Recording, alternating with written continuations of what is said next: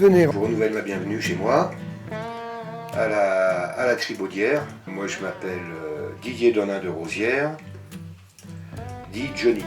J'ai appelé mon activité les lamas de Johnny. Je suis fan de Johnny. J'ai la chance d'avoir un parc suffisamment grand. Donc ce parc me permettait de mettre des animaux. Je sais pas pourquoi ils nous regardent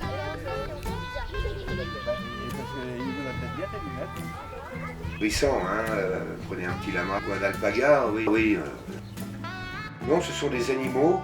Alors bien sûr, quand les gens viennent les voir et font la balade avec eux, on pourrait croire qu'ils sont vraiment attendrissants. En fait, non, ils font le job. Ils font leur travail, ils le font par plaisir parce qu'en fait, ils vont manger pendant la balade. Mais ils ne le font pas pour faire plaisir aux gens. Eux, ce qui compte, c'est de rester entre eux, c'est des animaux grégaires. Puis on n'a pas le même moyen de communication. On communique beaucoup avec les oreilles, le crachat bien sûr, hein, ça fait partie de l'animal. Les bruits, ils ont plusieurs cris différents.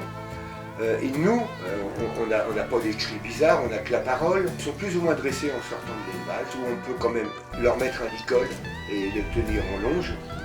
Par contre, il restera le travail de dressage pour qu'ils aillent aux balades.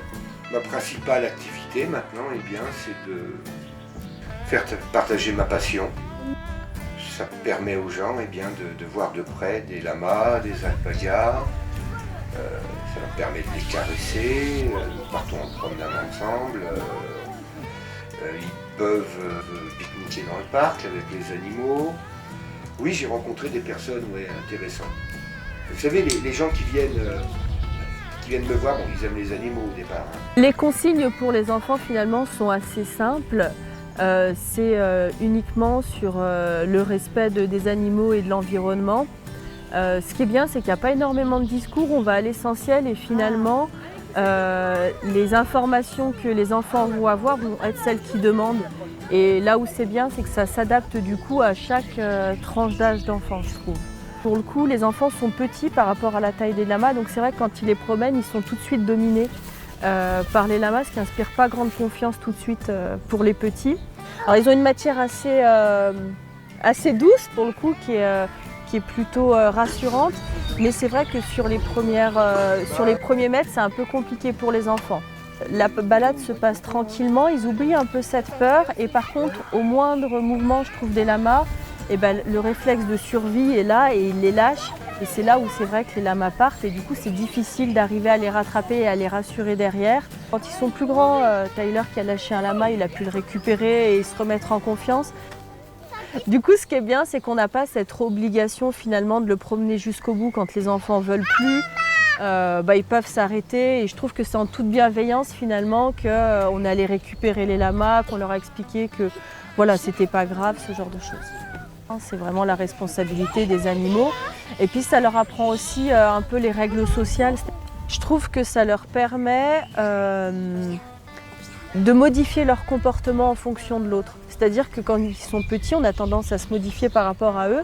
Et là, c'est à eux de calquer du coup leur comportement sur celui du lama qu'ils vont promener. S'ils ont le lama qui est têtu, comme c'est souvent dit, il va falloir plus tirer. Si c'est le lama qui va tout le temps manger, voilà, ça leur permet, je trouve, du coup, une adaptabilité à l'autre.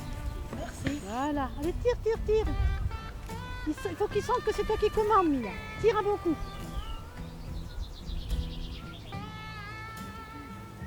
La place de l'accompagnateur durant la balade, ça reste de recadrer les enfants pour respecter les règles, que ce soit les règles sociales entre lamas ou les règles, on les tire pour pas qu'ils mangent trop. Là, on rentre dans une période hors saison où j'ai de plus en plus de visites d'organismes qui gèrent des gens avec des problèmes. J'ai aussi des enfants, oui, des enfants, des adultes qui ont des problèmes psychiques et le contact avec ces animaux, oui, apporte un résultat qui est visible. Hein. Les éducateurs, les éducatrices sont vraiment surpris des réactions